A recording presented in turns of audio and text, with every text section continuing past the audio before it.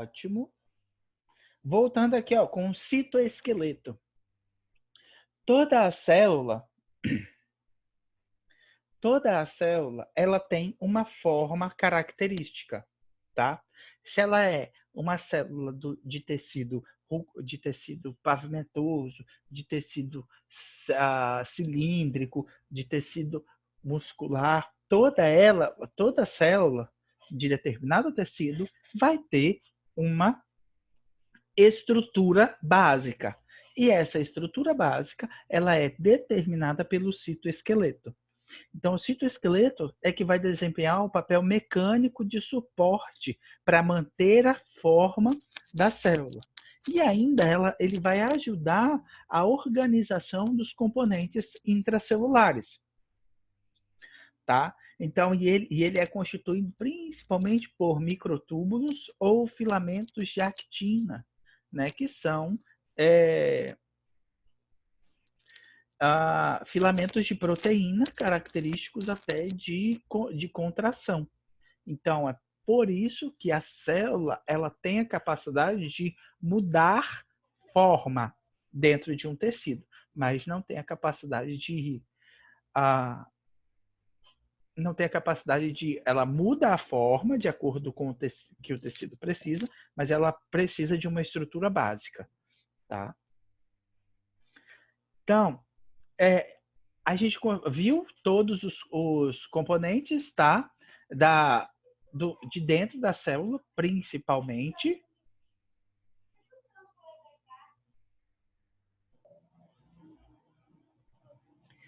Mas, beleza.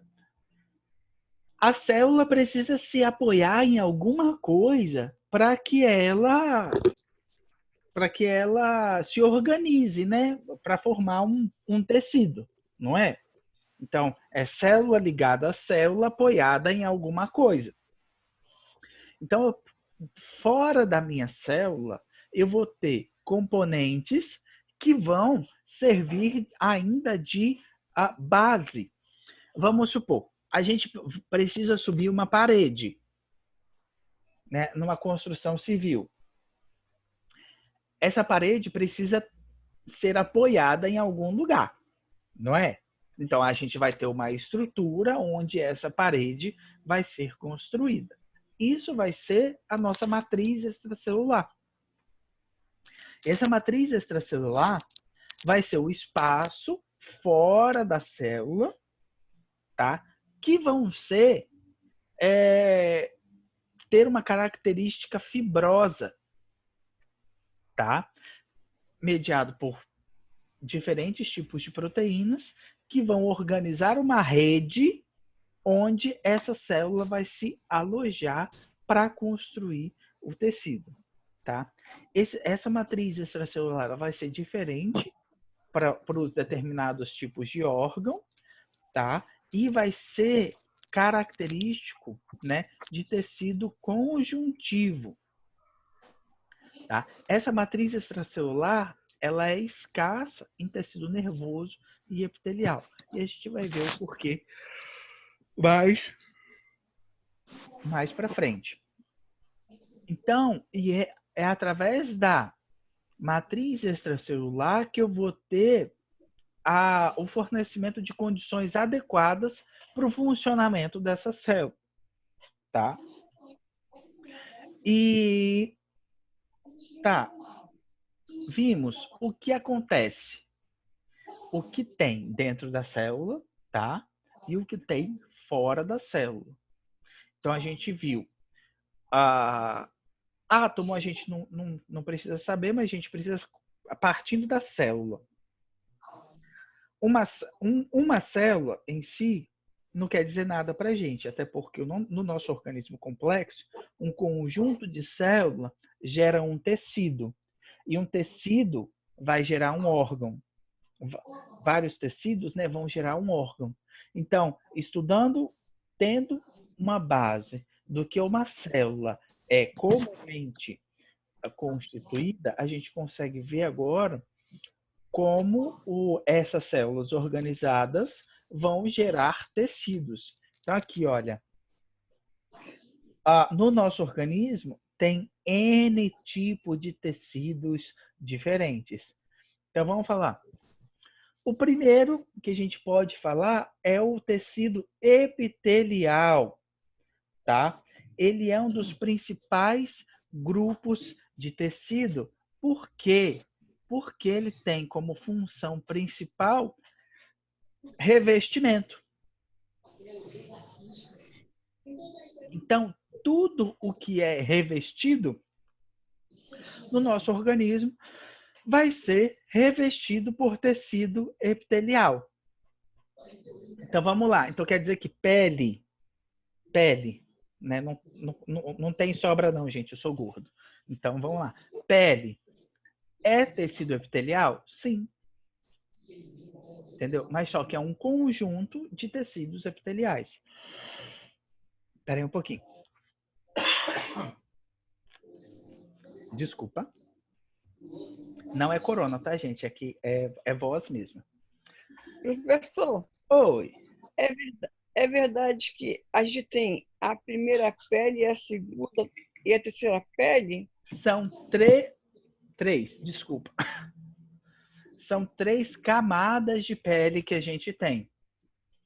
Cutâneo, subcutâneo, derme, epiderme. 4, tá? Uhum. Mas são... lembra que é um tecido? É um Se lembra. tecido só. É um tecido só. Que tem várias camadas, tá? Vamos pensar. Peeling, vocês já ouviram falar desse procedimento? Para Sim, rejuvenescer a pele? já.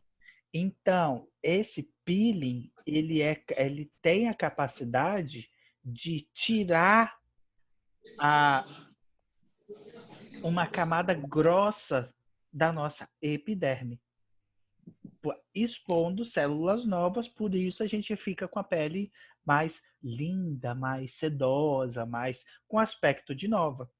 Porque a gente forçou, né, esfregando mesmo por atrito, a retirada de células envelhecidas.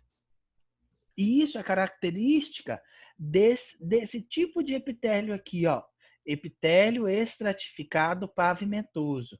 É ele que é abundante na nossa pele, tá? E ele Então, vem por que, professor? Oi. Porque a minha filha ela tem uma alergia. Ah. Então, o médico explicou para mim que ela tinha 3 camadas de pele para aquela alergia.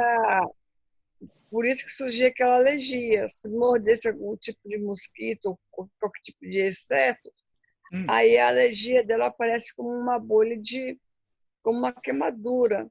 Aham. É porque... Aí ele falou que cada ser humano, nós seres humanos, nós não temos só um tipo de pele, nós temos vários tipos de pele. Uhum. Mas aí ele pecou em falar que não são tipos de pele. É a mesma pele com várias camadas, tá? Aí acaba que pensa aqui nessa fotinha aqui, ó, que eu tô mostrando. Quando existe uma queimadura, essa parte toda grossa aqui em cima, ela descola e forma bolha. Entendeu? Aí quando forma essa bolha, por isso que machuca, porque essa parte aqui de baixo, amarelinha, que era para estar protegida, não está mais. Aí forma o machucado, tá? Aí então, aí quando você entender agora, são diferentes tipos de pele, você vai pensar, não, é uma pele só com várias camadas, tá? Então vamos lá. Essa parte amarelinha aí é o quê? Seria a parte mais, seria a hipoderme. Tá? É uma outra camada da pele. Mas só que ela é mais sensível, mais vascularizada. É uma área onde vocês vão aplicar medicamento. Quando vocês Sim, forem ter entendi. técnica. Entendi. Obrigada. Vocês conhecem alguém diabético insulino dependente? Conheço. Então, a gente precisa aplicar a insulina nessa parte amarelinha aqui, ó. Entendeu? Então, vamos lá. Voltando aos tipos de tecido epitelial, a gente tem aqui, ó, o estratificado pavimentoso, que é uma camada grande de células, tá?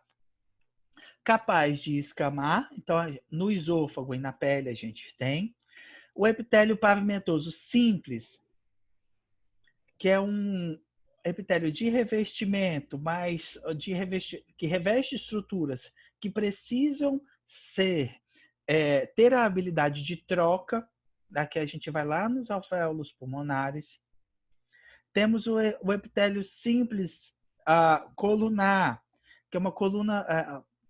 A célula parece uma coluna, tá? Porém, ela é aplicada para superfícies que precisa de uma certa proteção, tá? Ou ainda secreção, tá? Aqui tá falando assim, ó, absorção não é absorção, é secreção, tá? Deixa eu ver se eu consigo alterar. Deixa eu colocar aqui.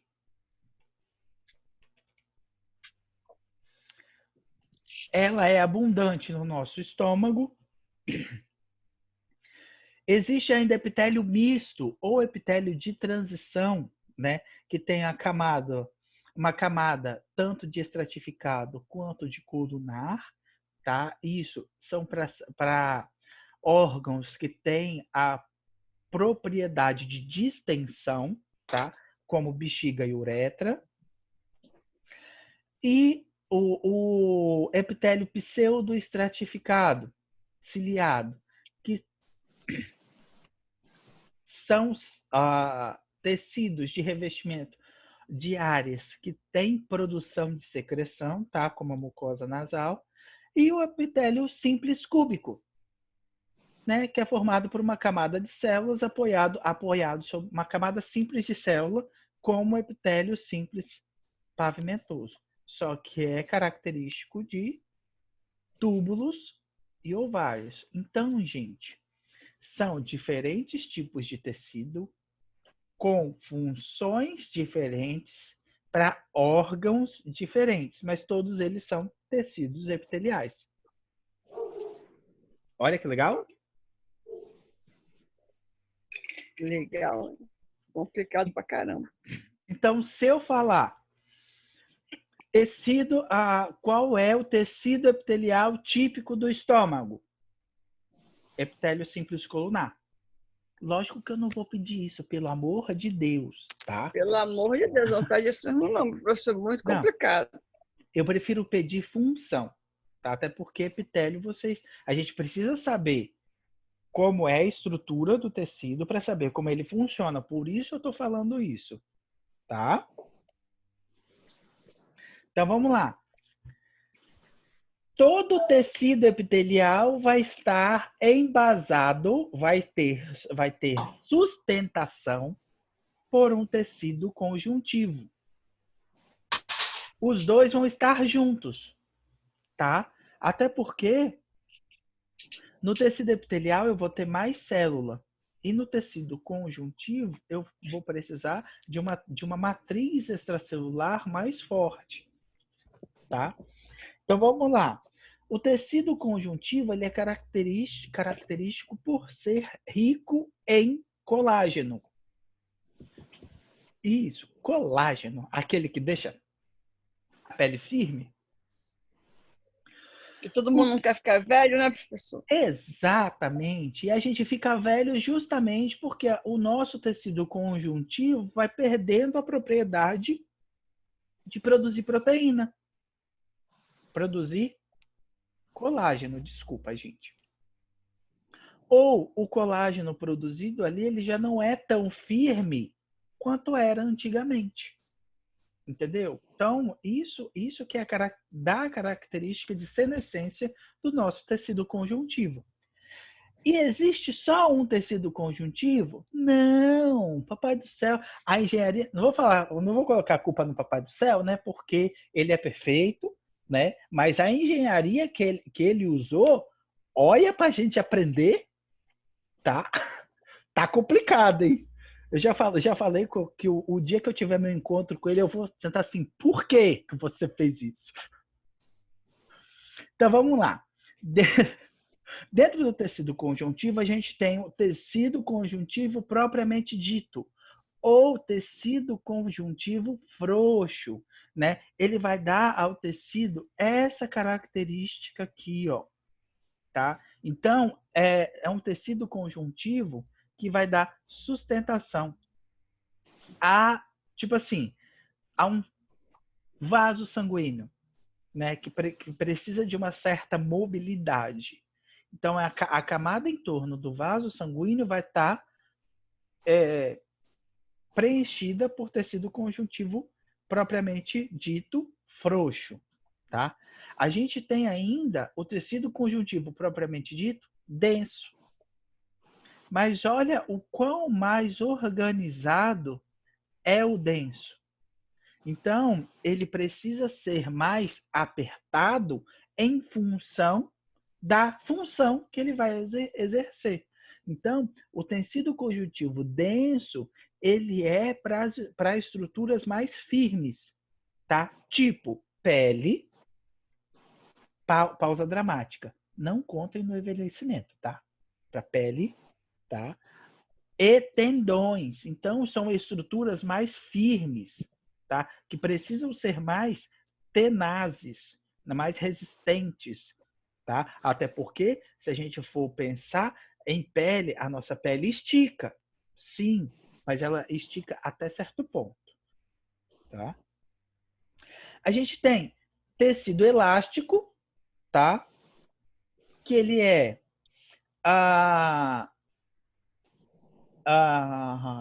constituído por diferentes tipos de colágeno, mas aqui, ó, olha as fibras. Aqui é um tipo de coloração específica para colágeno. Olha o tanto de fibra de colágeno que está corado mais escuro. Então, ele é para regiões ainda mais densas, como ligamentos, principalmente os da coluna, e ele está atrelado ao músculo eretor do pênis. Tá? Então, depende muito dessa estrutura. A gente tem ainda o tecido reticular, né, que ele é abundante nos linfonodos e medula óssea, então ele é um arcabouço para células de múltiplas multiplicações. Múltiplas multiplicações, fica feio, né, professor? Para células que têm ampla capacidade de se multiplicar. Então, ela precisa de mais espaço.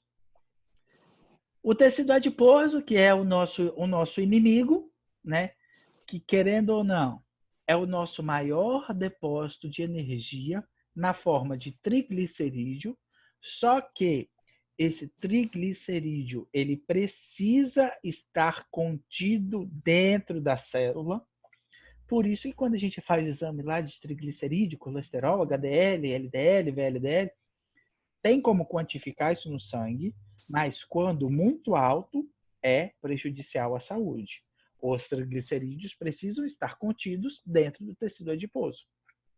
Quando a gente precisar de produção de ATP, que é a molécula de armazenamento energético, o nosso adipócito fala assim, triglicerídeo, vai. Aí a gente emagrece. Só que o meu adipócito, ele não entendeu ainda que ele precisa liberar o triglicerídeo, ele está acumulando. E aí a gente fica gordinho. Outros tecidos conjuntivos tem o ósseo cartilaginoso, que a gente vai ver daqui a pouquinho, e tem o tecido mucoso, né?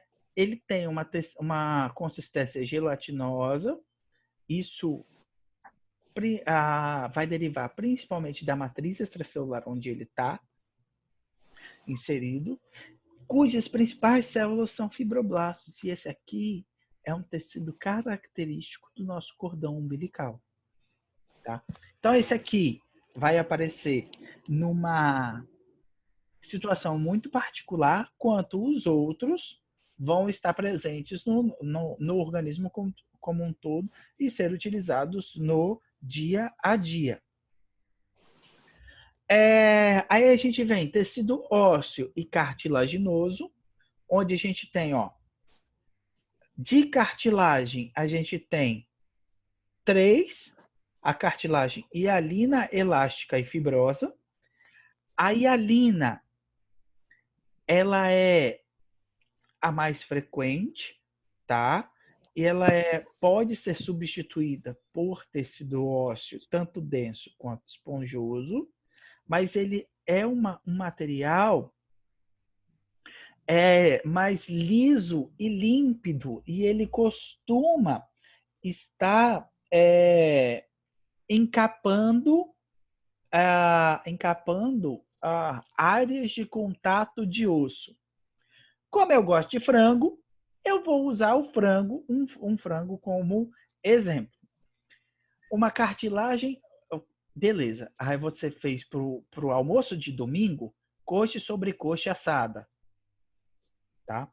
Aí você quer separar a coxa da contracoxa. Aí você corta justamente na área de cartilagem, onde as duas se encaixavam, né? E depois de cozida, você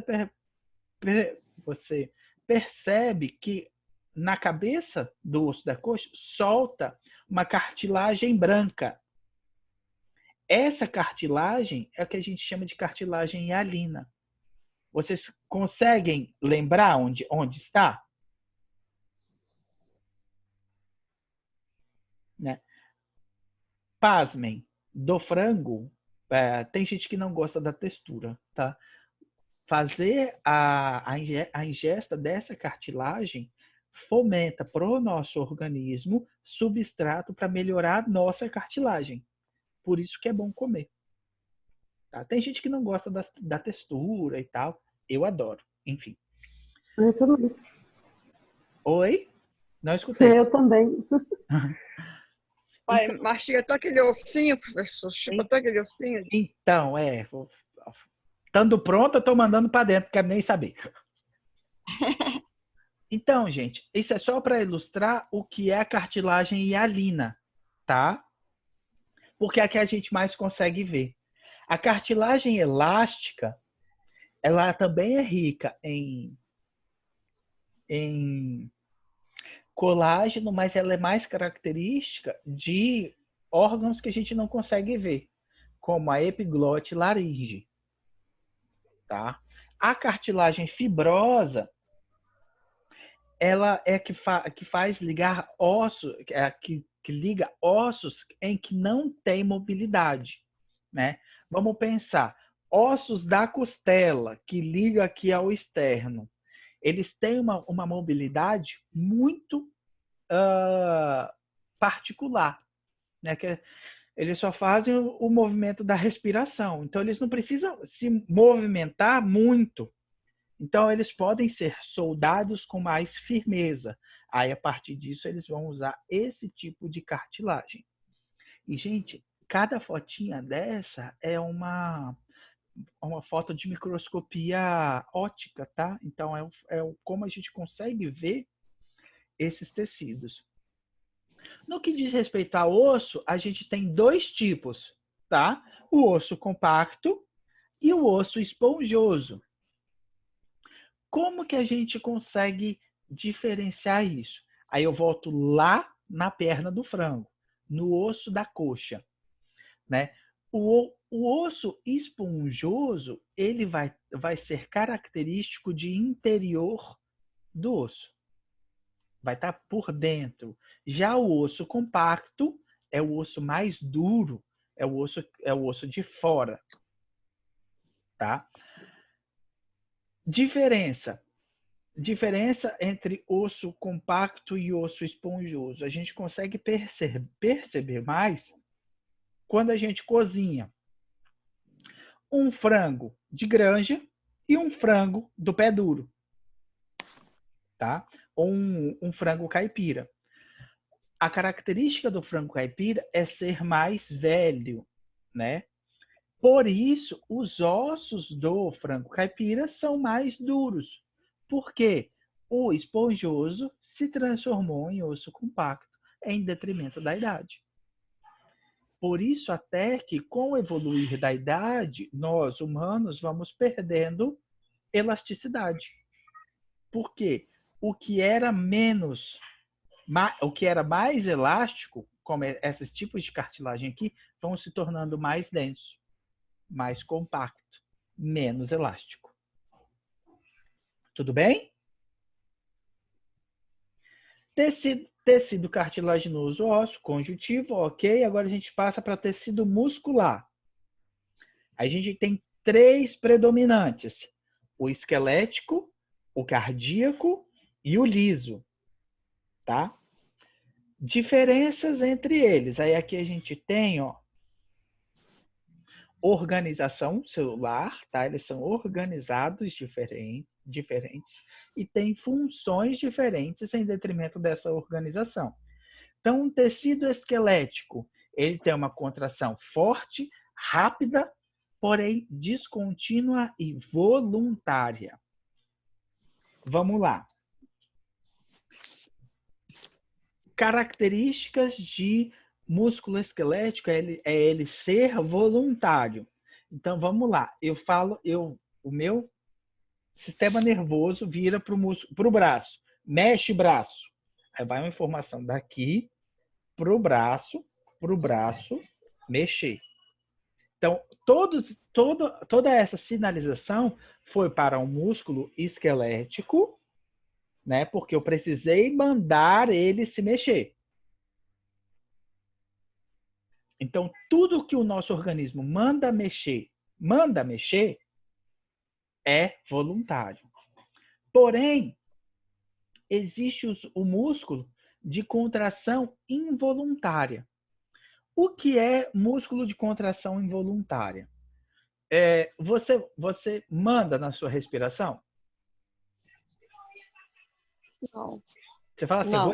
vou inspirar Não. agora. Inspirar. Inspirar. Não, a gente não manda. Já é uma musculatura involuntária, né? Ou até mesmo músculos de vísceras, né? Beleza, eu comi, né? Do esôfago para baixo é tudo involuntário. Então, eu não falo para o meu intestino. Intestino funciona. Estômago funciona. Não. Isso tudo é involuntário. Então, tudo que o nosso corpo é automático para fazer vai ter o tipo de muscular, uma contração, músculo liso, perdão. Onde a contração vai ser fraca, lenta e involuntária. E esses dois, tanto o músculo esquelético quanto o liso, ele vai se diferir ainda do músculo cardíaco. Por quê? O músculo cardíaco, diferente do... o músculo cardíaco, ele tem contração forte, rápida, contínua e involuntária, que é diferente dos outros dois tipos. Por quê? O músculo liso, ele é involuntário? Mas só que ele é fraco e lento.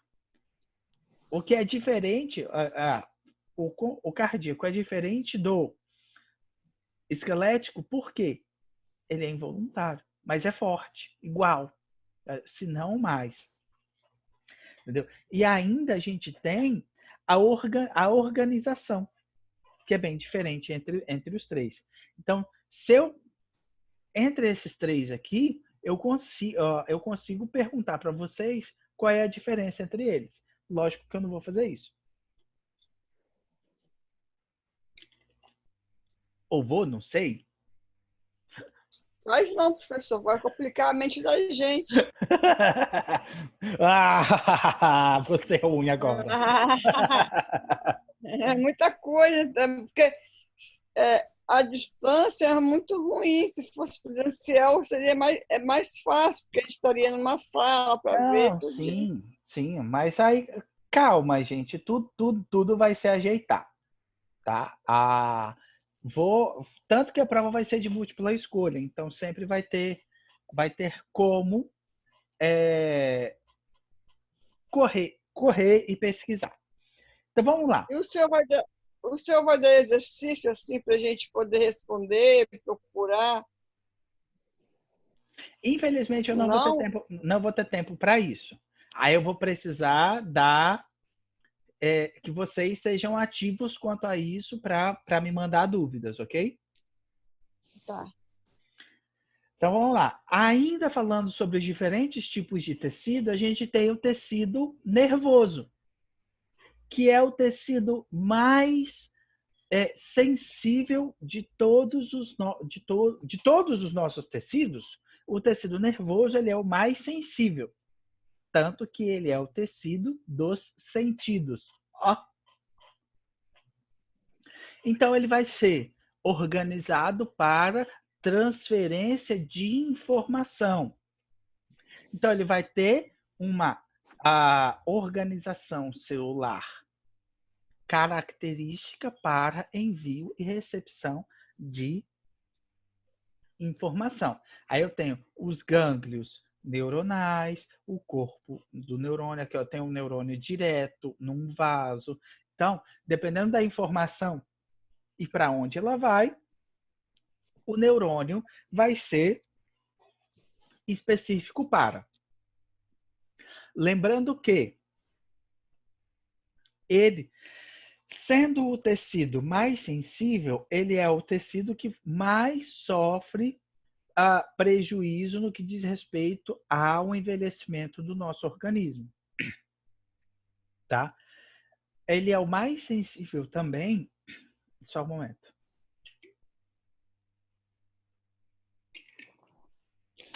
No que diz respeito a lesões, porque em sua maioridade, tá? Em sua maioria, tá? Ele não tem a capacidade Ai, me fugiu a palavra. Quando a gente machuca, a gente sara. Ai. Recuperar, recuperação? Exatamente. Ele, desculpa, gente, fugiu. Ele não tem uma capacidade de recuperação. A célula, uma vez quebrada, um neurônio quebrado, ele não tem a capacidade de regeneração.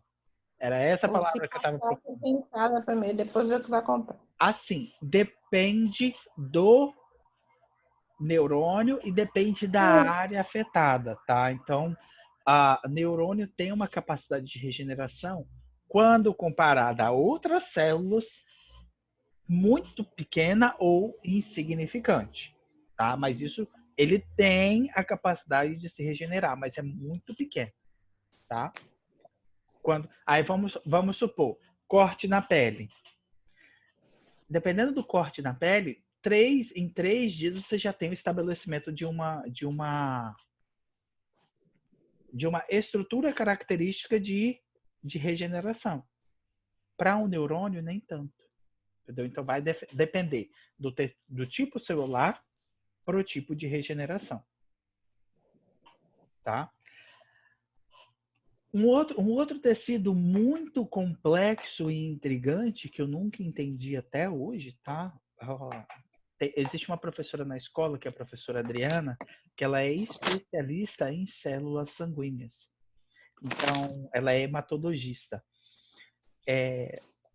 A partir das células do sangue, da célula hematopoética, né, que são as células de medula, aí aqui está uma gravura típica, a gente tem a célula tronco do nosso corpo, que ela pode se diferenciar em células de linhagem mieloide, que vão formar o glóbulo vermelho e algumas células de defesa, ou ainda se diferenciar em célula linfóide, gerando a maioria das células de defesa.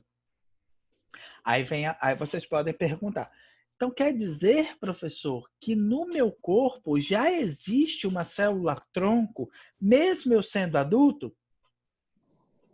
Sim. E elas ficam dentro da sua medula. Então quer dizer que se eu tiver um problema de fígado, ela pode me ajudar? Depende. Nem tudo no nosso corpo ele tem. O nosso corpo é organizado, mas para certas coisas, né, dependendo do grau da lesão, ele pode desbaratinar essa organização e o que era para recuperar, em vez de recuperar, está causando dano. né? Então, vai depender muito do seu organismo para isso. Então, mesmo a gente tendo células tronco, nem sempre elas vão gerar as células que a gente precisa. Até porque essa aqui já tem destino correto, né? Que é a formação dos elementos figurados do sangue, que são as células do sangue. Ok? Aí a gente viu aqui todos os tecidos, a maioria deles, tá? Que a gente tem no nosso organismo.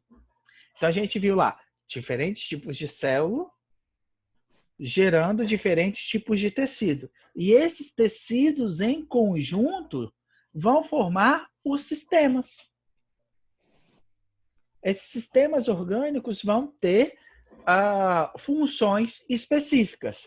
Então vamos lá. O tecido ósseo, ele é um tecido de sustentação. O muscular também. O circulatório. O que vocês acham de função que tenha o sistema circulatório?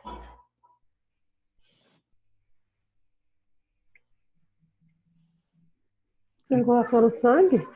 Ah, mas qual a função da circulação?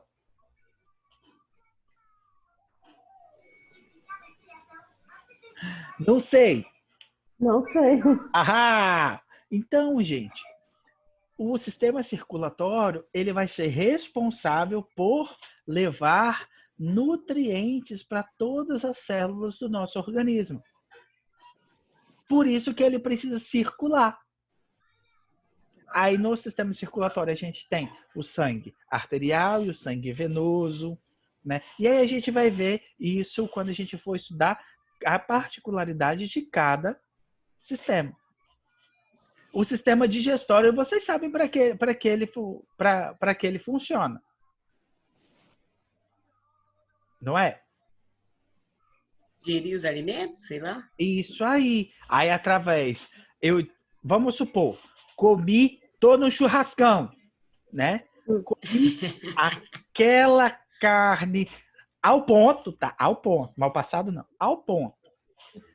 Carne é rica em proteína, mas o meu organismo, ele absorve a proteína toda, inteira? Não, ele precisa de alguém que vai lá, ó, e quebra essa proteína em pedaços pequenos para eu aproveitar esse pedacinho pequeno. E é o sistema digestório que vai fazer isso. Do pedacinho pequeno, passa pelo digestório, joga no circulatório, o circulatório leva lá onde eu preciso usar. Só que o sistema digestório é prosólido. Já o sistema urinário, ele vai trabalhar com a fração líquida. Então ele vai filtrar tudo que há de líquido no meu corpo, reaproveitar o que eu posso reaproveitar e jogar fora o que eu não preciso. Então, são funções semelhantes, mas com sistemas bem diferentes. E com órgãos bem diferentes. Entendeu? Aí a gente tem aqui tecido. O tecido circulatório vai funcionar em conjunto com o sistema linfático, tá? E aí a gente tem o tecido respiratório, ainda, o reprodutor masculino e feminino que vai funcionar bem com o hormonal e o sistema nervoso que vai mandar em todo mundo. Pessoal, menos de 1 minuto, vou encerrar esse videozinho para a gente começar o próximo e a gente volta aqui. Tá bom? 2 minutinhos, hein?